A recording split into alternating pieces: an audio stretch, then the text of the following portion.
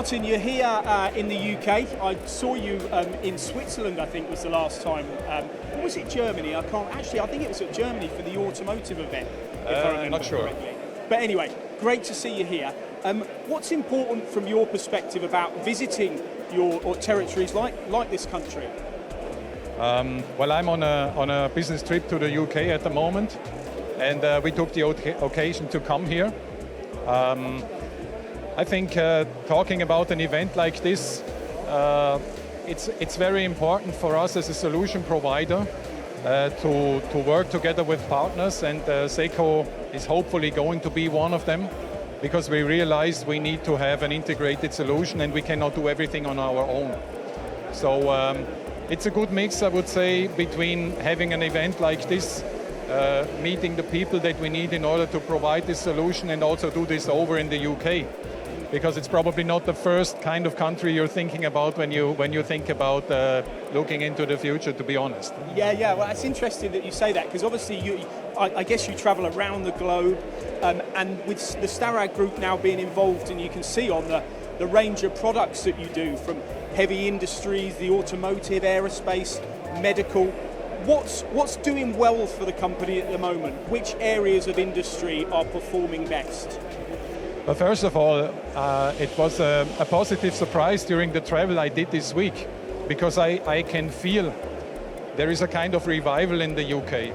So people or companies are caring more about doing manufacturing back in the UK, which is interesting, and which is a sign full of hope, I would say. Which industries are doing best at the moment? Certainly aerospace is booming. Also due to the existing know-how that is still in the country, to the people that are still here, and also I would say to global developments that we see. Medtech is also something that we're heavily working on and interested in. That involves Ireland as well.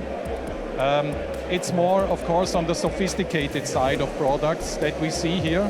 But as I said in the beginning, I can feel a little bit of real positivity. New positivity, and also the willingness, the joint willingness of the government and also of companies to do investments here again. And that's from a UK perspective. What about Germany, and what about other parts of Europe?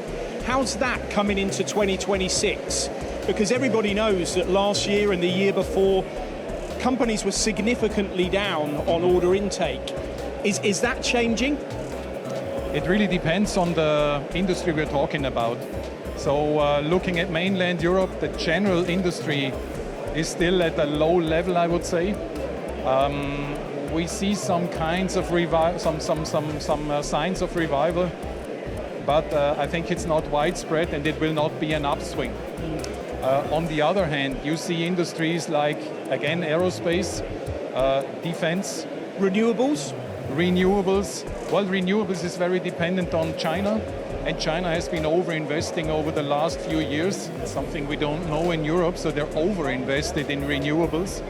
We see a certain slowdown, but we are sure it will be picking up maybe in 2026, certainly in 2027, because the rate at which they are installing wind turbines and so on is incredible. And the need for energy will remain.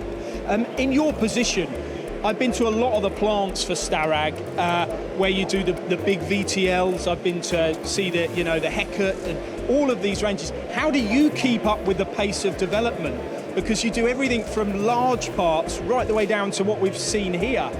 You must have to continually keep learning about new products and new strategies. Mm-hmm. Well, I guess the solution lies in the way we are structured as a company. So we have 2,000 people. We make about 500 million Swiss francs in turnover. But in fact, we're a stack of small, specialized niche players. So in each of these companies, we can focus on certain niches, on certain applications.